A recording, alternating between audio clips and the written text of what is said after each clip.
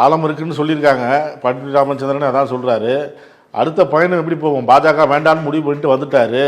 முதல்ல ராஜவேலு உங்களை நீங்க ஸ்டடி பண்ணிக்கோங்க.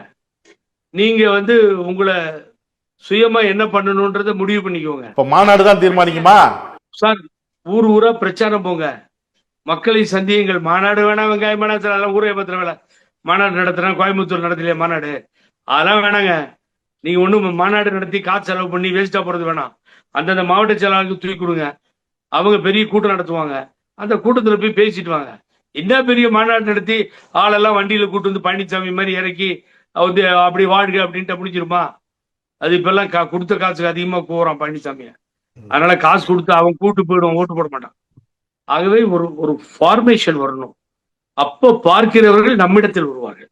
நம்ம யாரும் நாடி போக தேவையில்லை அப்படிங்கிற நிலைப்பாடு இன்னும் கடந்து போகணும். இப்பதானே வெளியே வந்திருக்காரு.